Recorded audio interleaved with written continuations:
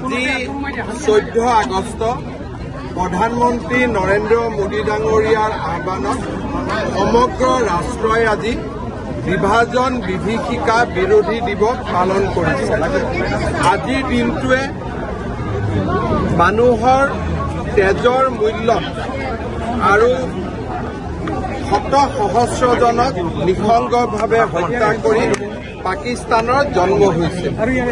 পাকিস্তানৰ জন্ম তেজৰ ফাকুৰে খেলি আমাৰ বিশ্বত পাকিস্তান নামৰ দেশখনৰ জন্ম হৈছিল। এই বিভাজন বিভীষিকা দিৱসত আমি মনত পেলাওঁ সেইসকলক যিসকলে দেশত বিভাজনৰ সময়ত সৰ্বোচ্চ ত্যাগ কৰিলে, মৃত্যুমুখত তেওঁলোকে মৃত্যুক সাৱটি ল'লে। আজিৰ দিনটোত সেই দুৰ্ভাগ্যজনক হিন্দুসকলকো মনত পেলাওঁ যিসকলে বিভাজনৰ পিছতো ভাৰতলৈ উভতি নাহি পাকিস্তানতে থাকি যোৱাৰ সিদ্ধান্ত লৈছিলে। আজি তেওঁলোক ধৰ্মীয় উন্মাদনাৰ বলি হৈছে, তেওঁলোক হত্যা হিংসাৰ বলি হৈছে। শেহতীয়াকৈ বাংলাদেশত হোৱা নৃশংস হত্যা বিভাজনৰ বেদনাদায়ক দিনবিলাকৰ কথাকে আকৌ এবাৰ সোঁৱৰাই দিয়ে।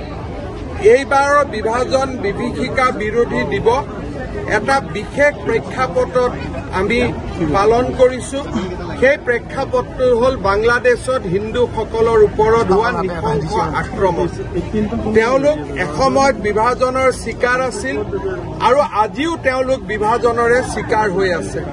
আজিৰ দিনটোত আমি পুনৰ এবাৰ প্ৰতিজ্ঞা কৰিছো আমাৰ দেশখন যাতে আৰু পুনৰ কেতিয়াও বিভাজন নহয়, বিভাজনৰ নামত যাতে তেজৰ ফাকুৱা আৰু ভাৰতত নহয়, আৰু আমাৰ দেশখন যাতে প্ৰগতিৰ পথত আগুৱাই যাব পাৰে। আৰু মই কি কৈ থাকিম, কিবা নতুন কিবা আছে নেকি?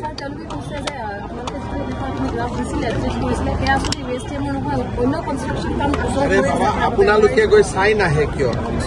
তেওঁলোকক আপোনালোকে মাতিলেই হ'ল। তেওঁলোকৰ আপোনালোকে কথাবোৰ কিয় সুধি থাকে? তেওঁলোকক কওক যে আমাক এবাৰ আপোনালোকে গোটেইখিনি চাব অনুমতি দিয়ক। আপোনালোকক মাতিলেই হ'ল, আপোনালোকে গৈ চাই আহিলে হ'ল। আকাশৰ পৰা ছেটেলাইটেও মিছা কথা কয় নেকি? নে ছেটেলাইটটোৰো মালিক হিমন্ত বিশ্ব শৰ্মা? গতিকে ইমান আৰু এজন মানুহে মিছা কথা কৈ থাকিম বুলি ক'লে কিমান ক'ব পাৰিব? এটাতো সকলোৰে লিমিট আছে। নে ছেটেলাইটটো মোৰ কণ্ট্ৰলত আছে, নে ছেটেলাইটটো ৰিণিকী ভূঞাৰ কণ্ট্ৰলত আছে? ইমান নিজকে হাঁহিয়াতৰ পাত্ৰ কিয় কৰে?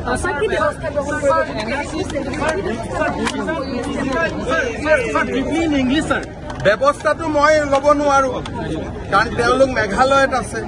গতিকে এনেকে গালি পাৰি থাকিব লাগিব দিনে ৰাতিয়ে গালি পাৰি থাকিম। যেতিয়ালৈকে শৰীৰত তেজ আছে তেতিয়ালৈকে এনেকুৱা ধৰণৰ জেহাদী ব্যৱস্থাৰ বিৰুদ্ধে গালি পাৰি থাকিম। আৰু কি কৰিব পাৰিম? মোৰ পৰামৰ্শটো হ'ল পাহাৰ কাটিংটো মেঘালয়ৰ ফালে কৰি দিয়ক, যোৰাবাটৰ ফালে মুখখন নিদি তেওঁৰ অনুষ্ঠানটো হওক, মোৰ কোনো আপত্তি নাই। তেওঁ পানীটোৰ শ্লপটো যোৰাবাটৰ ফালে কৰি দিছে, পানীৰ শ্লপটো তেওঁ ওলোটা ফালে কৰি দিয়ক, তাত কোনো জনবসতি নাই, সমস্যাটো সমাধান হৈ গ'ল। শ্লপটো এতিয়া তেওঁ শ্লপটো কোনটো ফালে কাটি দিছে? যোৰাবাটৰ ফালে। ওলোটা ফালে কাটি দিয়ক, বিল্ডিংখিনিৰ মুখখিনি ওলোটা ফালে হ'লে হৈ গ'ল। আমি যেনেকে গভৰ্ণৰ হাউচটো ব্ৰহ্মপুত্ৰৰ ফালে মুখ কৰিলে খহনীয়া হ'ল, তেনেকাৰণে ৰাজভৱনৰ ফালে মুখ কৰি বনাইছো। তেওঁ বিল্ডিংটোৰ ডাইৰেকশ্যনটো চেঞ্জ কৰি দিলে, তেওঁৰো কাম হ'ব, আমাৰো কাম হ'ব।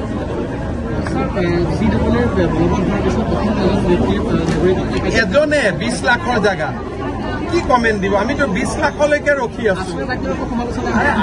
এতিয়া লাজতে এইবিলাক কৰি আছে। তেওঁলোকে 20 লাখৰ কথা কৈছিল নে নাই? লাখ লাখ মানুহ ট্ৰাক লৈ ৰখি আছিল বুলি কৈছিলে নে নাই? এতিয়া এওঁলোকে এতিয়াও লাজ পোৱা নাই। 5জন শ্বহীদৰ কেঁচা তেজৰ পিছতো লাজ পোৱা নাই যে 20 লাখ মানুহ আহিব বুলি অসমত প্ৰচাৰ কৰিছিল। এতিয়া এজনৰ কথা কৈ আছে, এজন ক'ত 20 লাখ ক'ত?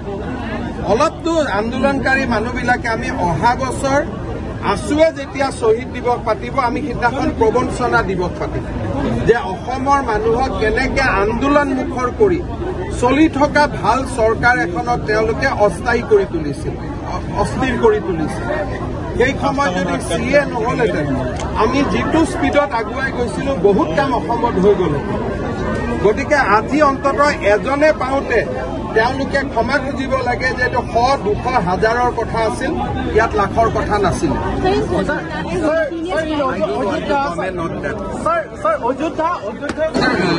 লৌহ মানৱ বিষ্ণুৰাম মেধি ডাঙৰীয়াৰ 7 ফুট ওখ এটা সুন্দৰ প্ৰতিমূৰ্তি উদ্বোধন কৰাৰ মোৰ আজি সৌভাগ্য হ'ল।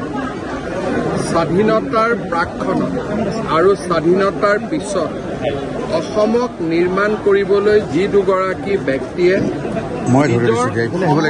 জীৱন উজাৰি দিছিল তেনে দুগৰাকী ব্যক্তিৰ নামেই হ'ল লোকপ্ৰিয় গোপীনাথ বৰদলৈ আৰু লৌহ মানৱ বিষ্ণুৰাম মেধি।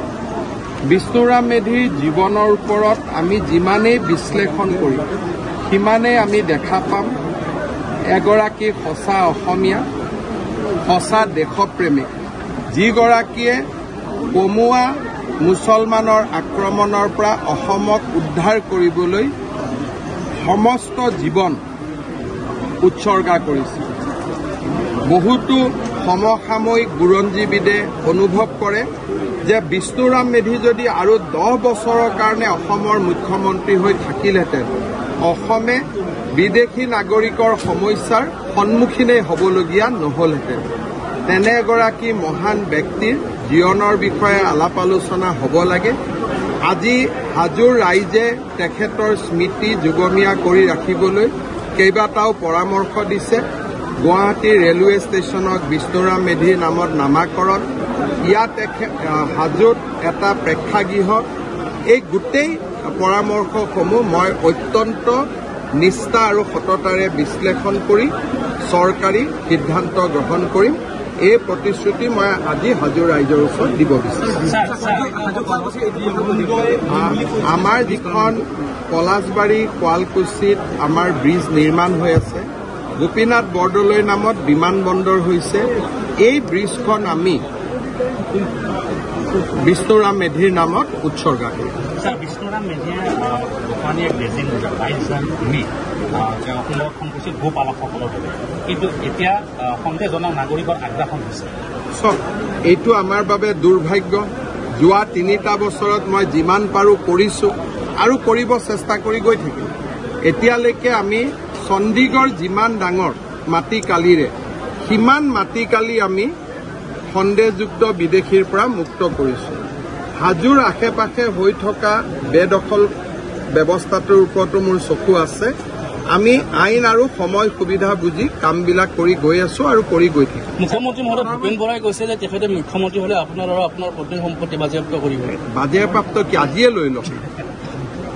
খালি নিজৰ সম্পত্তিবিলাক কেতিয়া বাজেয়াপ্ত হ'ব সেইটোও ক'ব লাগে। তেওঁলোকেতো ইছলাম ধৰ্মক ভাল পায়।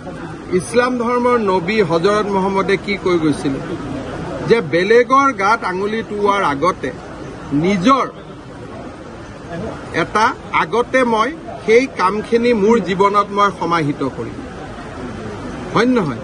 মইতো এপদ দুপদকৈ ৰাইজৰ কাম কৰিয়ে থাকোঁ। দিব্যাংগ স্কুল কৰিছোঁ, অনাথসকলৰ বাবে আশ্ৰম খুলিছোঁ, শিশুসকলৰ বাবে সুন্দৰ লাইব্ৰেৰী খুলিছোঁ, সাই বাবাৰ মন্দিৰ বনাইছোঁ মোৰ নিজৰ প্ৰচেষ্টাতে। এতিয়া এটা ধুনীয়া শিৱৰ মন্দিৰো বনাম। কংগ্ৰেছৰ নেতাসকলে অলপ চলপ কৰক না, মোৰ পৰা অলপ চলপ শিকক না। কাৰণ মন্ত্ৰীটো অকল ময়ে নাই, 15 বছৰ 20 বছৰটোত কংগ্ৰেছীও আছিলে। আৰু আমিতো যি কৰি আছো সততাৰে কৰি আছো। তেওঁলোকে যিখিনি কৰিছে তাৰোতো হিচাপ নিকাচ ৰাইজক দিব লাগে। গতিকে নিজৰ নিজৰ ঘৰবিলাক ৰাইজৰ কাৰণে দি যাওক। মইতো সেইটো কম্পিটিশ্যনত আছোৱেই। মইতো আজিও ক'লো যে বিষ্ণুৰাম মেধিৰ জীৱনে মোক প্ৰেৰিত কৰে বুলি। তেখেতে মৃত্যুৰ সময়ত সকলো ৰাইজৰ বাবে দি থৈ গৈছিল। মইতো আজি মুকলিয়ে ক'লো যে তেখেতৰ জীৱনে মোক প্ৰেৰণা দিয়ে। এতিয়া ভূপেন বৰাক প্ৰেৰণা দিয়ে নে নিদিয়ে? ৰকিবুল হুছেইনক প্ৰেৰণা দিয়ে নে নিদিয়ে? অখিল গগৈক প্ৰেৰণা দিয়ে নে নিদিয়ে? সেইটো তেওঁলোকে চাওক। আৰু এটা কথা, আপুনি ভাষণ প্ৰসংগত স্বাধীনতাৰ প্ৰসংগ উল্লেখ কৰি কৈছে যে আদৰ্শবিলাক এতিয়া সলনি হৈছে। আপোনালোকে যদি বিধানসভাৰ প্ৰচিডিংছ স্বাধীনতাৰ আগ আৰু প্ৰাকক্ষণত আৰু পূৰ্বক্ষণত যিবিলাক কথা ছাদুল্লাই কৈছিল সেইবিলাক কথা কংগ্ৰেছে কয়। আৰু যিবিলাক কথা গোপীনাথ বৰদলৈ আৰু বিষ্ণুৰাম মেধিয়ে কৈছিল সেইখিনি কথা আজি আমি কওঁ। ইয়াত আৰু বিতৰ্কৰ প্ৰয়োজন নাই, আপোনালোকে প্ৰচিডিংবিলাক পঢ়ি ল'লেই। আমাৰ গুৱাহাটীত কেইবাটাও বৃদ্ধাশ্ৰম আছে, আইতাসকলৰ আধাৰ নাই, অৰুণোদয় নাই, ৰেচন কাৰ্ড নাই। গতিকে ৰাখীৰ দিনাখন মই এই কাৰ্যসূচীটো আৰম্ভ কৰিম যে বৃদ্ধাশ্ৰমত গৈ আইতাসকলে যাতে আধাৰ পায়, আধাৰ নাপালে বেংক একাউণ্ট নহয়, তাৰপিছত তেওঁলোকে যাতে অৰুণোদয় পায়, তেওঁলোকে যাতে ৰেচন কাৰ্ড পায়। মই গুৱাহাটীত আৰম্ভ কৰাৰ লগে লগে বাকী ডিচিসকলেও এমাহ দুমাহৰ ভিতৰত এই পৰ্বটো সামৰণি মাৰিব।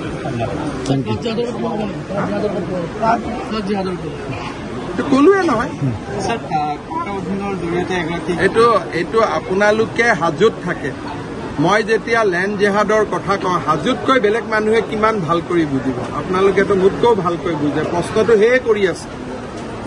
আপোনালোকে একে প্ৰশ্ন কৰে আৰু মই ক'লে কথাটো বেলেগ কৰি পাক লগাই দিয়ে। কিন্তু আপোনালোকে একেবোৰ প্ৰশ্নই মোক আহি কৰি আছে যে অমুকৰ মাটি কেতিয়া উচ্ছেদ কৰিব, তমুক কৰিব। আপোনালোকৰ মনত থকা কথাখিনিয়ে মই সাহসেৰে কওঁ। কোৱাৰ কাৰণে দুই এজনে মোক বেয়া পায়